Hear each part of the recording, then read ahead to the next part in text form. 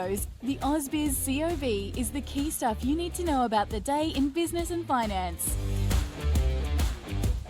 Hi there, welcome to the COB on this Monday afternoon. I'm Nadine Blaney, and joining me later is David Scuddy from StoneX. So yeah, back to the future, so to speak. Look, it is the 27th of April. And an interesting session, I thought, on market today. Look, we came into this session with U.S. markets, the S&P 500, the NASDAQ at record highs on a wave of tech earnings euphoria. But we did about 23 interviews here today on AusBiz, and a more cautious and in some cases outright bearish undercurrent emerged. So we kicked it off by speaking with Mark Gardner from MPC Markets. He's saying sell, use the current record highs to get out. Of course, our market not quite reflecting what we saw in the U.S. Could have been worse though. We did have the market down, about 0.5% after the open, but is currently down by 0.3%. That's the COB Australia index that you see on your screen there. And the S&P ASX 200 is showing sort of similar losses at this stage. So we'll check back in with the market to get the final figures for the S&P ASX 200. And yeah, we will continue to take a look at some of these major themes impacting the market. We'll chat about it with Scuddy. Look, a bit of market malaise setting in here locally.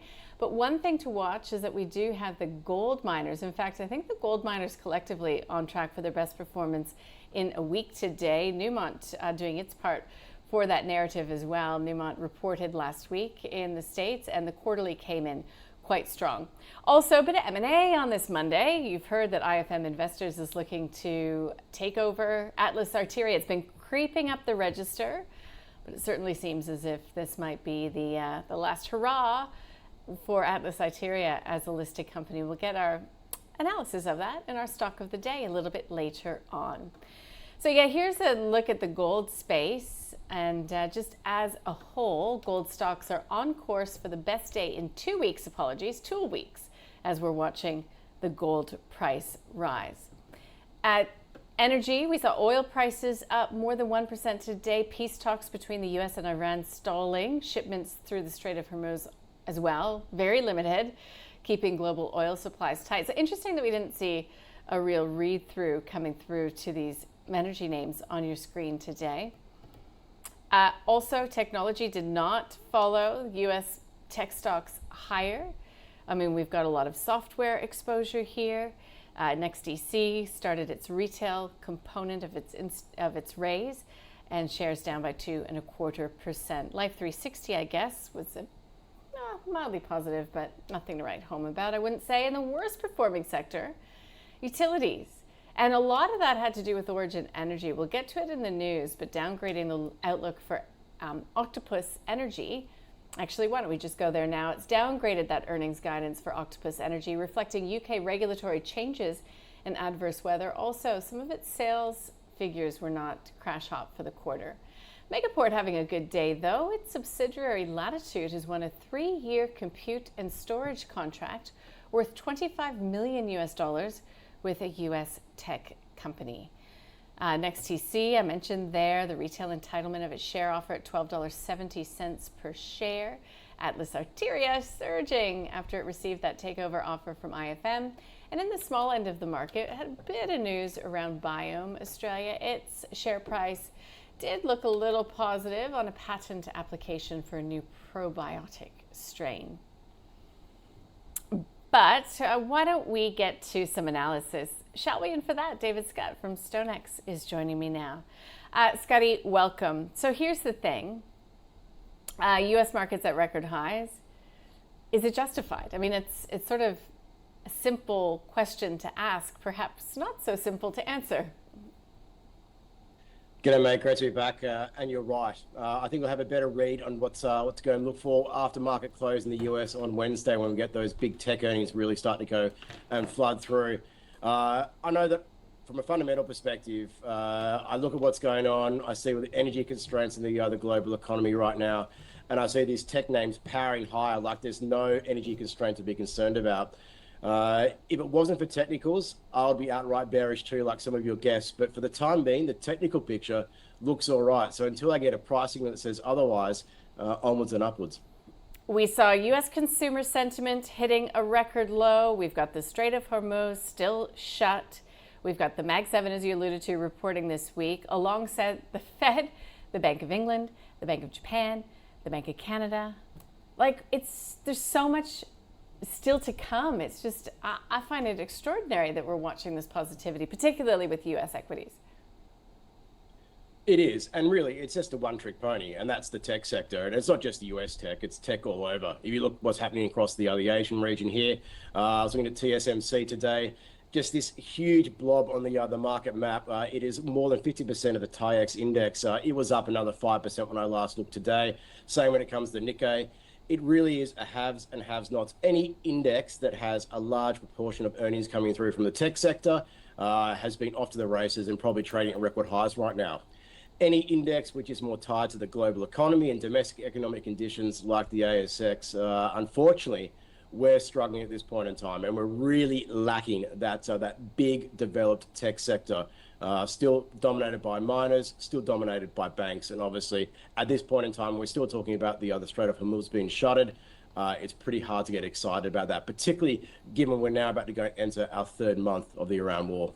Yeah, and you have to wonder how many foreign dollars are going to continue to come into Australia when, the whole world knows we've got 40-something days of fuel reserves left. And, of course, we've got an inflation problem. That's just the reality of it. We've got an RBA that meets next week. We've got an inflation read that's to come on Wednesday. So what is your feeling about that inflation read? Look, we know that the RBA historically puts a lot of weight on the quarterly trim mean print, and I don't think it's going to be any less so on this occasion. But we're just in such a dynamic macro world at the moment where it's being dominated by energy markets and energy prices in particular, that it's probably lost a little bit of its potency when it comes to being able to go and drive market direction. The one thing that's really stood up, and what you're looking at here, is basically implied probability of a rate hike coming through in May based off futures markets. And right now, markets are flirting with the idea of about an 80% probability, and they're not going to go and add to that because they don't entirely trust the RBA for natural reasons, particularly when you look back to what happened in July last year. The bank was set to go and cut, markets are nearly fully priced or so, and then of course they balked and held rates on hold. So this is about as close as you're going to go and get to being fully priced.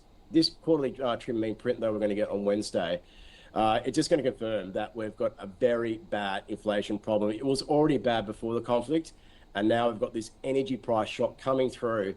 And the longer it remains at these levels, talking about $100 to $110 barrels of oil, the more problematic it's going to become, because it's not going to be immediate demand destruction. It's going to be death by 1,000 cuts. And unfortunately, that will mean high interest rates. Yeah, until they've got to cut, of course, because we go into some sort of a recessionary scenario a little bit later down the track. Let's leave that there, because the Aussie dollar has had a pretty massive run, but that has started to stall out. Is that a reflection of those underlying concerns about the health of the Australian economy, you reckon?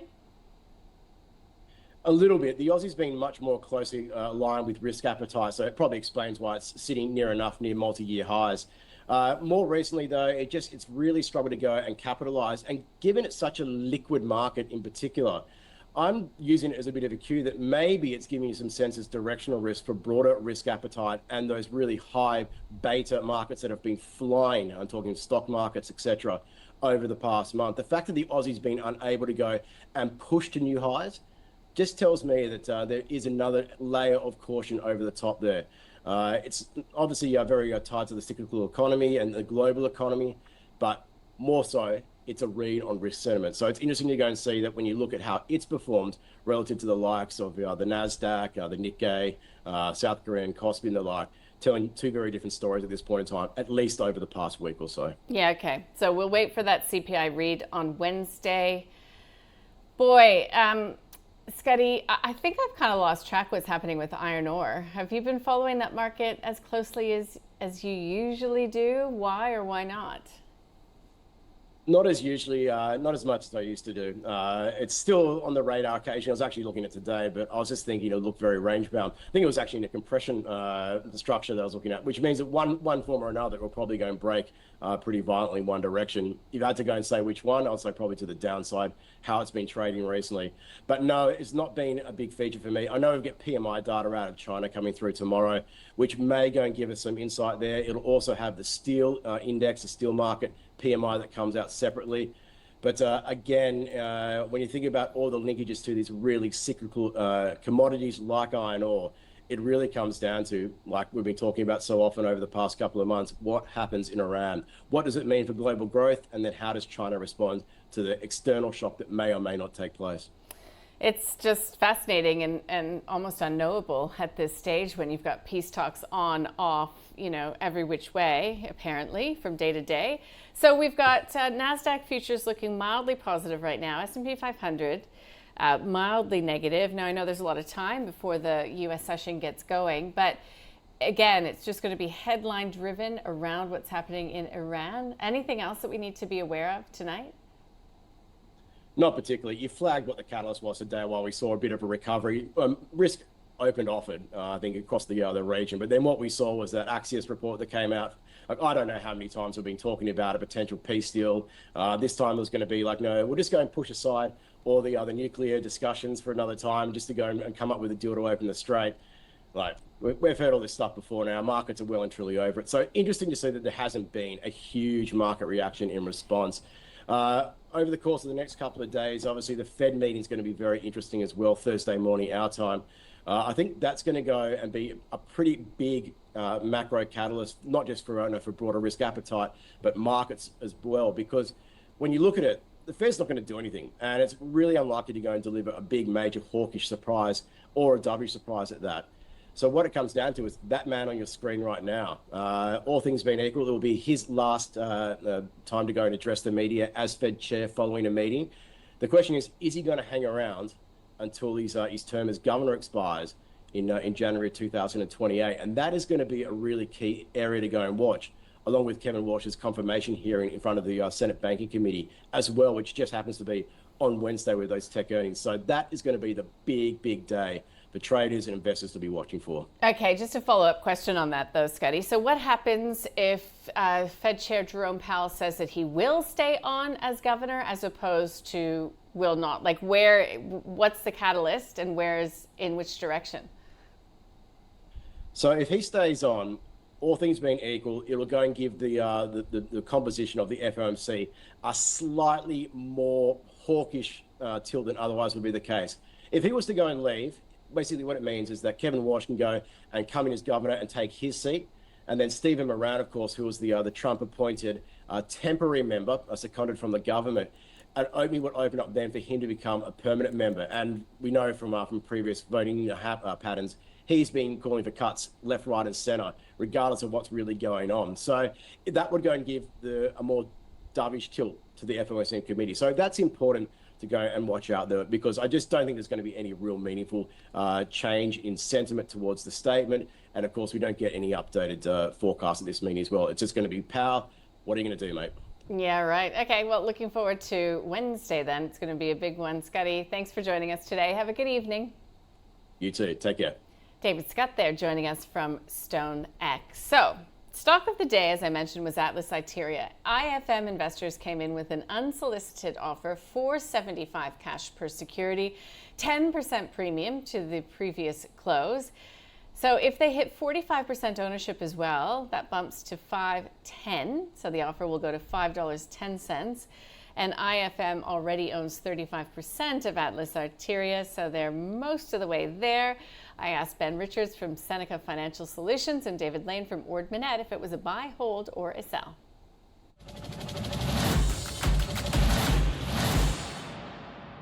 Looks fairly appealing, and I'd say, based on what the market is indicating, that it should go ahead at this point in time. So if you're an investor in Atlas Arteria, I'd be holding on, waiting for that to go ahead and get a little bit more, hopefully get that $5.10, or potentially get some other bidders coming in and looking at that asset. It then also puts the spotlight, I think, on Transurban which is the other listed infrastructure asset that has exposure to roads, a bit more Australian-centric, but they also have some roads in the US. So it could be an opportunity to look at Transurban as an alternative to Atlas Arteria. Yeah, not kind of one of our core picks, but yeah, if you're into your infrastructure and your dividend yield, that dividend yield was creeping up to quite an attractive level, and probably opportunistically the takeover is striking today. So I suppose if you're there, it's probably a hold, wait and see how it plays out. Market thinks they might get above that threshold and a slightly higher offer kicking in. So yeah, probably a hold, but not super interesting from our perspective.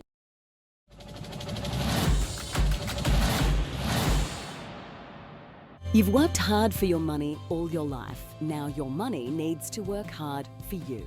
Whether you're building, transferring, or drawing down, the right information makes all the difference. At Ausbiz Retire, you'll find the latest news and insights from trusted experts all in one place. Ausbiz Retire is powered by RAN, retirement income done differently. Well, let's get across some of these market leaders, shall we? Atlas Arteria, our stock of the day, up by 14%. Newmont, that quarterly really did, well, move the market up by 6%, and that's adding on to some of the gains we saw late last week as well. Megaport on that contract win for one of its subsidiaries, or abandoned mining, and Vulcan Energy making the list. Some of the laggards on the 200 by percentage change, I think it's always worthwhile pointing that out, that these aren't, the biggest market caps. So sometimes they're not potentially proving to be the biggest weight on the market, but Resolute Mining off by 9%. We mentioned that Origin Energy downgraded the outlook for Octopus. Some of its sales numbers are pretty flat to negative as well. And Zip is down by close to 4%. We saw some selling coming through for the uranium miners as well. Let's see if that's reflected in any of the smaller companies. We've got Altair Minerals and Addison both down significantly. Altair Minerals off by close to 38% to 6 cents per share. Some of the I should say up. Those were the leaders. The laggards includes Paradigm Biopharmaceuticals, down by 15.4% to 19 cents per share. Look, today's episode of The Call is one you might like to catch up with. So today we took a look at some of the best performing stocks over the past 52 weeks, some of those that have hit record highs lately. And in the second half of the program, we were looking at some of those really beaten down stocks to see if, by chance, there's some opportunities in some of those beaten down companies.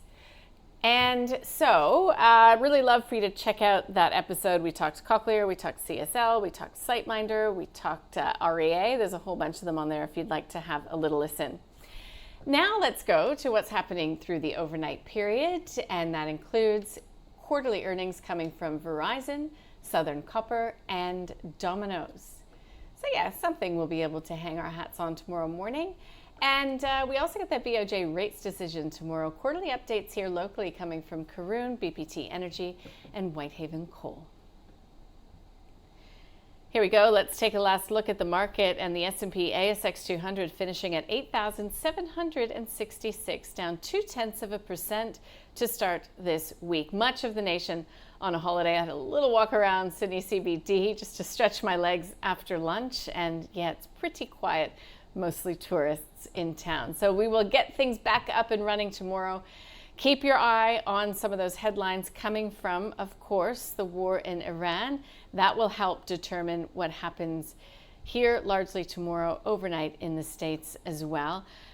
We've got obviously the Iranian foreign minister is headed to Russia, and the US President Donald Trump saying, call us and we will negotiate. All right, that is Ausbiz for today. Plenty to catch up with online, including The Call. Hope you do that, and we look forward to seeing you tomorrow from 9:45.